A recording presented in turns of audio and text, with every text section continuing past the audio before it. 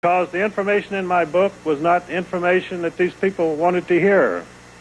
They did not want to know what I had discovered through my researches, that the Federal Reserve System had been drafted and had been pushed through Congress solely as the result of a conspiracy. There's an island there called Jekyll Island, Georgia, which is historically known as the Millionaire's Retreat.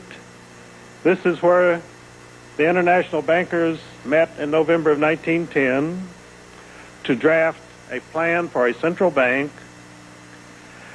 These men were Paul Warburg, a German immigrant who was a partner of the banking house of Kuhn Loeb Company in New York.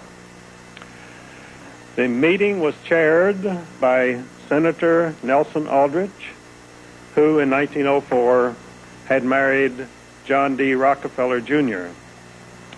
Senator Aldrich was known in Washington as the tool of the big banks, the big monopolies. He was the Republican majority leader of the Senate. He was there strictly because of his political background. He contributed nothing to the actual drafting of the central bank plan, which was done mostly by Paul Warburg. Paul Warburg had served his apprenticeship in Europe in the House of Rothschild.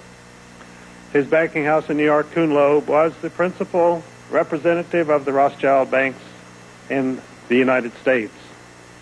Also present at this meeting was Henry Davison, the right-hand man of J.P. Morgan. J.P. Morgan was at that time the most famous banker in the world. He also was the secret representative of the House of Rothschild in the United States.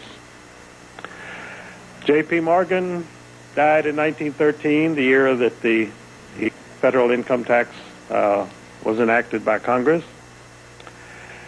And it was discovered that this world-famous banker, this great capitalist, only had a very small fortune. He was simply a flunky. William A. Rockefeller made the comment when he heard of his passing. He said, and to think, he wasn't even a rich man. And he wasn't.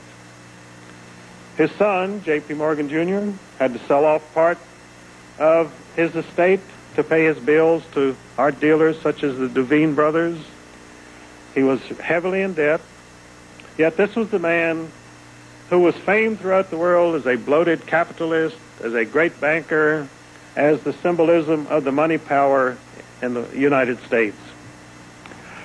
So what you see in the media is quite often not the reality. It is a smokescreen which has been carefully laid to obscure reality and to prevent you from knowing who is doing what to whom. Now, when these gentlemen drafted their central bank plan at Jekyll Island, Georgia, they did not then publicize it as a secret plan put together by a conspiracy meeting without the knowledge of the American people.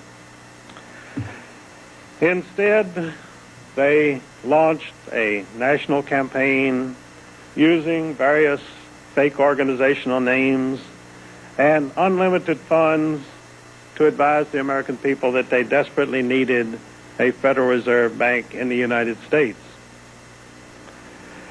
In the campaign of 1912, this secret plan was put before the American people by the Republican Party as the Aldrich Plan. The Aldrich Plan was immediately denounced by the Democratic political leaders as the plan of the big banks, as the plan of the bloated capitalists. So the Democrats said, we have our own plan. So they advanced their plan, which they called the Federal Reserve Bank System, and it was exactly the same as the Aldrich Plan.